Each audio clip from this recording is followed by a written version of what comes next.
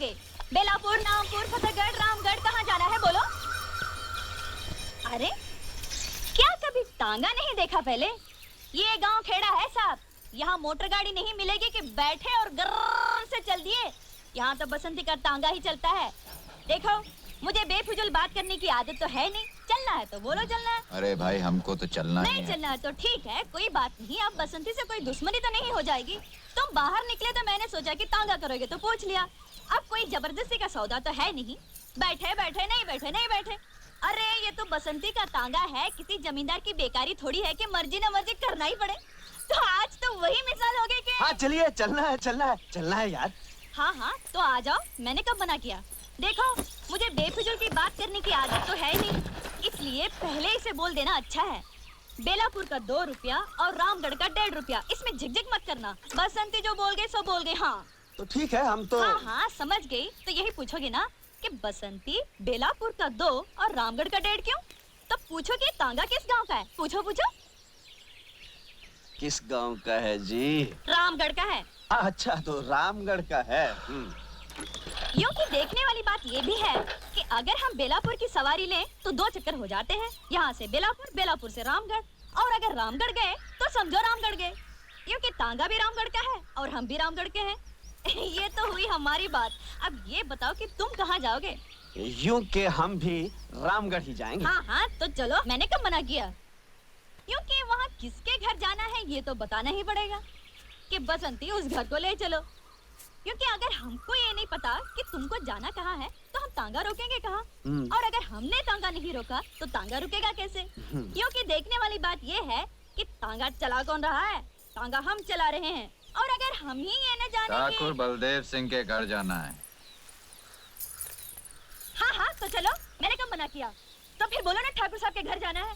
चल धन्नो, क्योंकि ये तो वही मिसाल हो गई है। खैर, हमारे मौसम की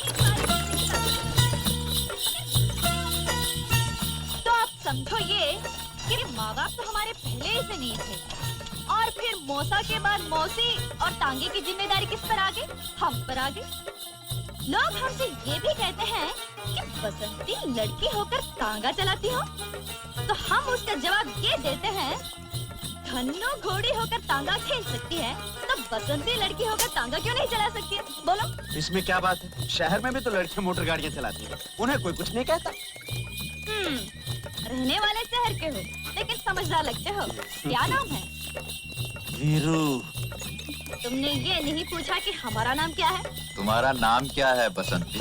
चुप है, जब देखो बकबक बकबक बकबक करता रहता है। यूं कि हमने आपसे तो बात नहीं की थी, लेकिन अगर हमसे ये पूछ ही लिया तो हम बता ही देते हैं, हमारा नाम बसंती है। पहली बार सुना ये नाम।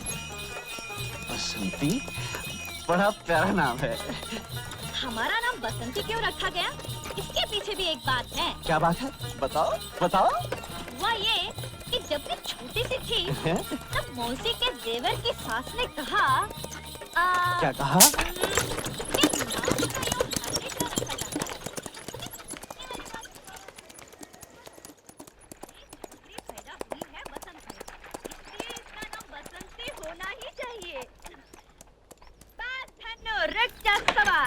हाँ, ये रही ठाकुर साहब की हवेली।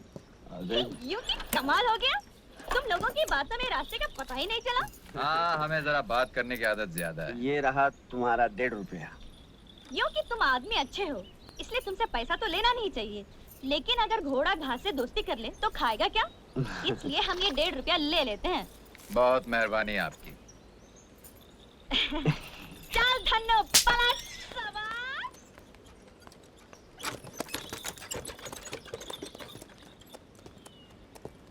हाय, क्या प्यारी बातें करती है।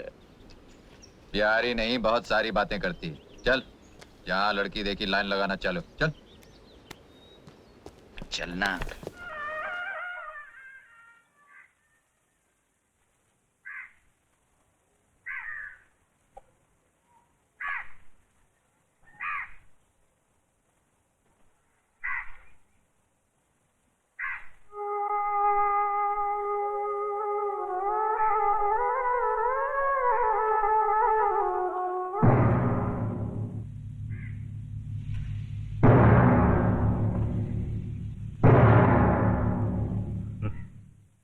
आ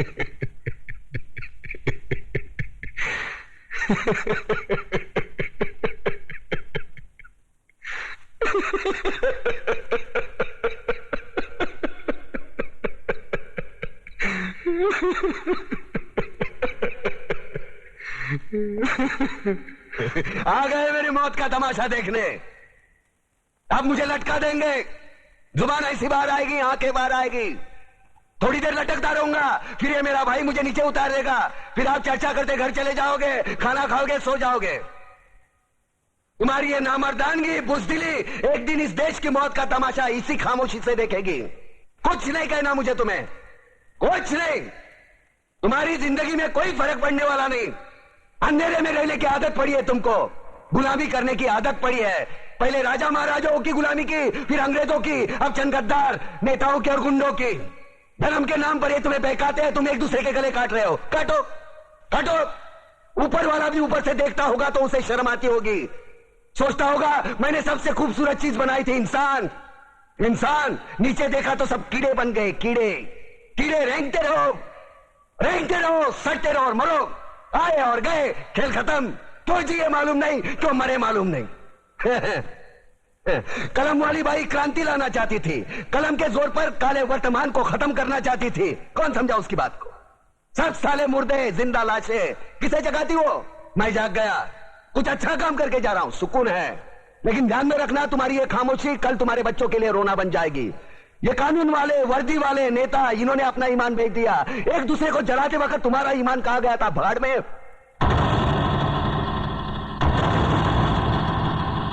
ये पिस्सू जैसा हमारा पड़ोसी मुल्क आने वाले कल में शायद अपने आप को दुनिया के नक्शे पर देख नहीं पाएगा। एक बात भूल रहा है, उनके घर में जो रोटी बनती है ना, उसका आटा भी विदेशी चक्की से पीस के आता है।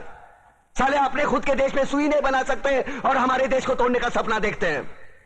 वो ये सपना देख सकते हैं क्योंकि उन्हें मालूम है ये मुर्दों का देश है। वतन के लिए किसी को कोई हमदर्दी नहीं है। इसे तोड़ना बिल्कुल आसान है। मैं हिंदू, मैं मुसलमान, मैं सिख, मैं फलाना, मैं ढिमका। एक लाठी को तो कोई भी तोड़ सकता है, लेकिन लाठी के भारे को तोड़ना मुश्किल है। मैंने बचपन में पढ़ा था, स्कूल में, तीसरी में। मैं क्यों समझा रहा हूं तुमको, क्यों समझा रहा हूं? पागल हूं मैं, भूसा भरा पड़ा है मेरे दिमाग में। क्यों बातें कर रहा हूं इन पत्थरों से? हंसो हंसो, खुशियां मनाओ। क्रांति की राह पर एक और कुत्ते की मौत मरने जा रहा है, कल कोई और मरेगा, हमें क्या? हम इसी तरह जीते रहेंगे, है ना?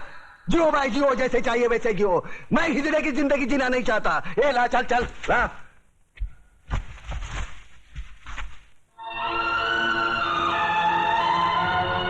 ठहरो, ये फांसी नहीं हो सकती। उन देशद्रोहियों के खिलाफ जो सरकार को सबूत मिले हैं, उससे साबित होता है कि प्रताप ने उनको मारकर देश का उद्धार किया है। इसलिए भारत के राष्ट्रपति ने उसकी सजा माफ कर दी है। ये रहे उसके कागजात।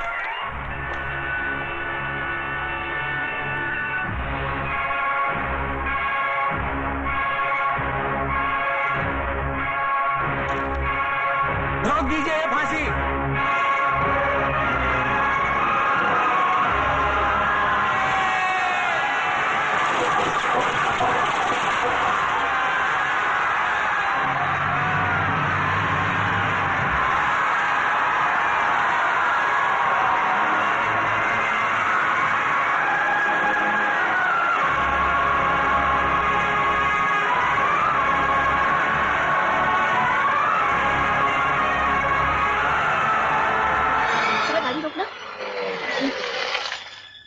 क्या हुआ?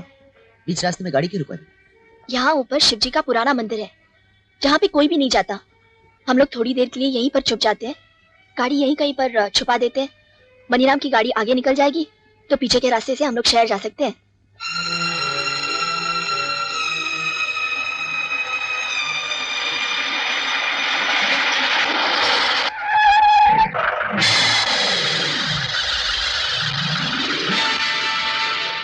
दोनों बचकर जाएंगे कहाँ?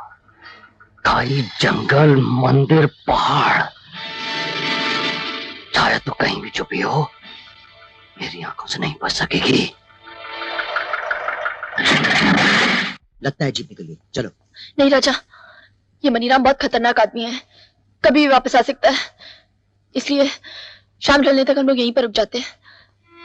इतना क्यों डरती हो? मैं हूं ना तुम्हारे साथ। तुम्हारा साथ खो न दूं, इसी बात का तो डर है मुझे। डर? अब तो हम हमेशा हमेशा के लिए एक हो जाएंगे। बस शहर पहुंचते ही शादी। और अगर उससे पहले कुछ हो गया तो? भरोसा नहीं है मुझ पर। तुम पर तो है, मगर अपनी किस्मत पर नहीं। तो किस्मत को आप ही बदल देते हैं।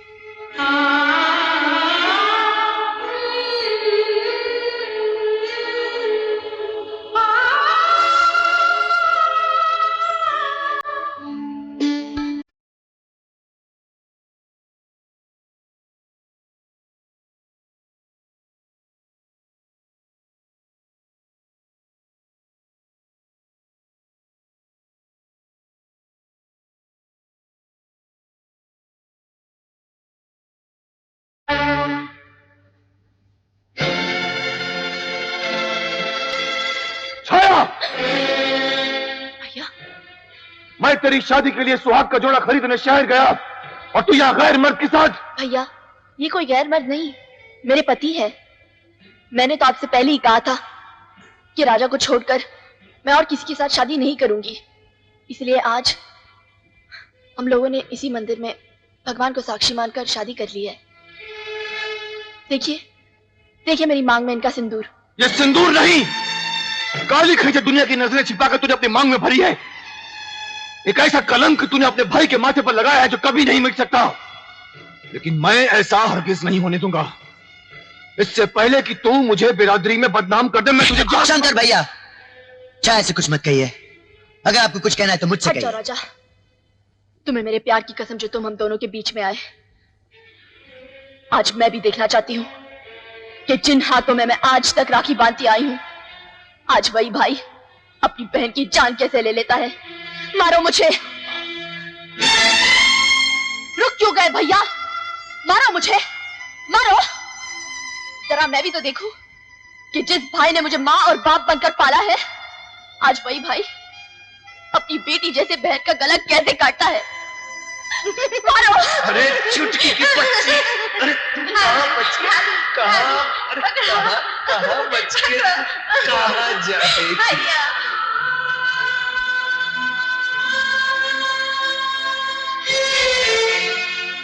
चलाइए कुल्हाड़ी, चलाइए ना, कर दीजिए मेरे टुकड़े टुकड़े, मार डालिए अपने चुटकी को।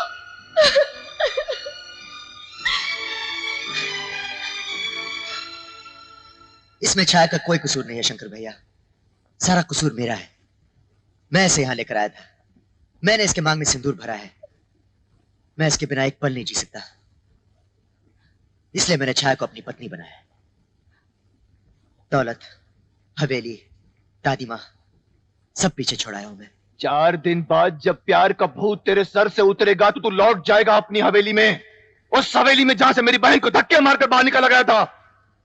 तू लौट जाएगा अपनी उस दादी माँ के पास जिसके दिल में अभी भी दौलत, खानदान और ऊंच नीच की दीवार खड़ी है।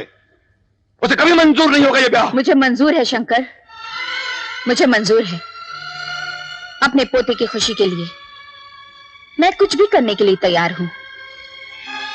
मैंने राजा के जुनून को देखा है, वो छाया के बिना एक पल भी नहीं रह सकता। अगर वो अपनी जान पर खेलकर छाया को पाना चाहता है तो उसके प्यार के बीच मैं दीवार बनना नहीं चाहती। दादी माँ,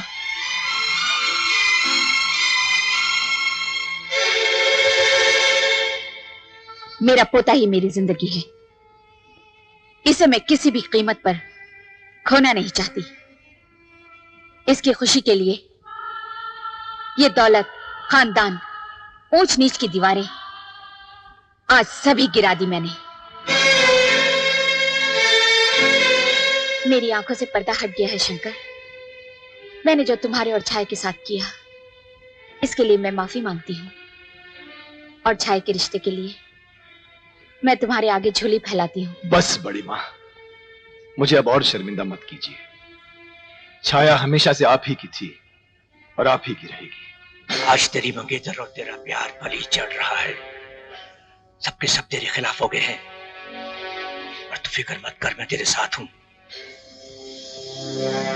चले रिवॉल्वर, और डंके की चोट पर उठा ले जा अपनी माशूका को। अगर आज चूम किया ना तो हमेशा के लिए अपनी बुलबुल से हाथ धो बैठेगा। लड़की को उठाकर पुराने कारखाने में ले जा, वहां मैंने सारा बंदोबस्त कर रखा है। अरे खड़े खड़े क्या कर रहे हो? जाओ जाके शादी की तैयारियां करो।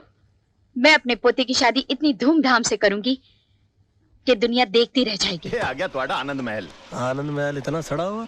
बाजी है बंबई इतने हर चीज उल्टी होती है। झुपड़पट्टी का नाम होता है सुंदर नगर ते समुंदर के किनारे बसी चाल का नाम होता है तरिया महल।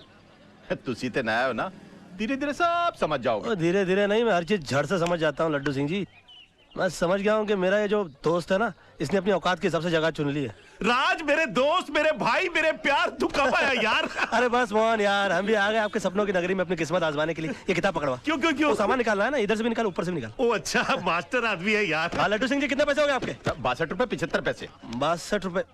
500 रुपए का छुट्टा आपके पास? बाजी हाँ? सवेरे सवेरे साढ़े को छुट्टा कितों आएगा? ए मोहन एक काम करना, इनको 65 रुपए दे देना, 35 मुझको दे देना, बाद में हम लोग हिसाब करेंगे। ओके? आते ही शुरू हो गया। लो जी पैसे निकालो जेब में से। और सिर्फ 100 निकालना बस। और मेरा यार है राज। 100। थैंक यू जी। ओए बम्बैया, अपने आप ही टिप ले ली। मैं दरवाजा खोल के घर में आ गए। ओहो बड़ा घटिया घर है। ओ यार मोहन यार, बहुत कमाल का घर बनाया तूने यार। ये टेलीविजन, टेलीफोन, वो फ्रिज, गिलास, सॉसर। वो बस यही अपना गरीब खाना है यार। खामोश यार, ऐसे आशाने जैसे घर को गरीब खाना कह रहा है तू। अभी झूतारा में रहता है तू, तेरे सामने झू का समुंदर है, ऊपर आसमान के तारे, बगल में फिल्मी सितारे। मतलब कि राइट में अमिताभ बच्चन, लेफ्ट में शत्रुघ्न सिन्हा, आगे धर्मेंद्र, पीछे जितेंद्र। और कोई मजाक की बात है? मजाक है यार कोई? इस एंगल से तो अपने घर के बारे में मैंने कभी सोचा ही नहीं यार। ले इसी बात पे लौकी पकड़ ले। अरे मैं तो बोलता हूँ कि मोहन, ऐसी खूबसूरत जगह के ऊपर चटाई बिछा के भी सोने मिल जाए ना मुझे, तो भी मैं अपने आप को नसीब वाला समझूंगा। हेलो, चटाई क्यों भाई? किस लिए चटाई? जब घर पे बिस्तर है, तकिया, तो भाई किराए पर चटाई। तू तो इमोशनल हो गया। ठीक है, अगर तू चाहता है कि मैं बिस्तर पे सोऊं और तू चटाई पर सोए तो ये तेरी मर्जी है, लेकिन एक बात पक्की है, मैं तुझे 500 रुपए किराया जरूर दूंगा। 500 रुपए? अरे यार फिर हर्ट हो गया तू। तू बात बात पे हर्ट क्यों जाता है भाई? हाँ, मैं जानता हूं कि तू मेहमानों को भगवान की तरह समझता है, और अगर तू चाहता है कि मैं मेहमान की तरह रहूं तो ठीक है, मैं मेहमान की तरह रहूंगा। हाथ जोड़ता हूं भाई, गलती होगी, आगे से किराए की बात नहीं करूंगा। चाय बना दे। मास्टर आदमी है तू। और जल्दी बनाना, फिर चल के तेरा ऑफिस भी तो देखना है मुझे। चाहता तो खुल गया। राज, ये है हमारी कर्म भूमि। हाँ वो तो ठीक है, लेकिन अपना ऑफिस है कहाँ? ऑफिस? Good question. ये रहा मेरा ऑफिस। कुर्सी, टेबल, टाइपराइटर, किताब, छतरी, एक और कुर्सी, ऑफिस। ये ऑफिस है? यार मोहन, तू तो ग्रेट आदमी है यार। मैं तो तुझे अच्छा खासा बेवकूफ समझता था, तू तो बहुत इंटेलिजेंट निकला। ये कंसेप्ट किसका है? मेरा। हट, मगर हट। बड़ा चालू आदमी है यार। मतलब कि मैं तुझे बेवकूफ समझ रहा हूँ और तूने मुझे बेवकूफ बना दिया। अरे गजब का कंसेप्ट है यार। अच्छा, ऐसा ऑफिस देखा ही नहीं मैंने पहले कभी। ना रिसेप्शन का चक्कर, ना प्यून का लफड़ा। यानी कि क्लाइंट वहां से ऑटो रिक्शा से उतरेगा और सीधा वकील से मिलेगा, बीच में कोई रुकावट ही नहीं। अरे गजब का। पकड़, तू देख लेना मोहन, कुछ ही दिनों में ये जो कंसेप्ट है ना, ये सारी दुनिया फॉलो करेगी, और दुनिया के बड़े बड़े लोग एक दिन तुझे इस छतरी के नीचे मिलेंगे। बैठ ना। थैंक यू यार। अरे वहां नहीं, इधर बैठ, मेरे बगल में, मेरे बगल में। Thank you for inviting me to my own office यार। ले मैं बैठ गया। मोहन बोल, इसे क्या कहते हैं? दोस्ती। दोस्ती नहीं बेवकूफ, इसे कहते हैं राज एंड मोहन एसोसिएट्स।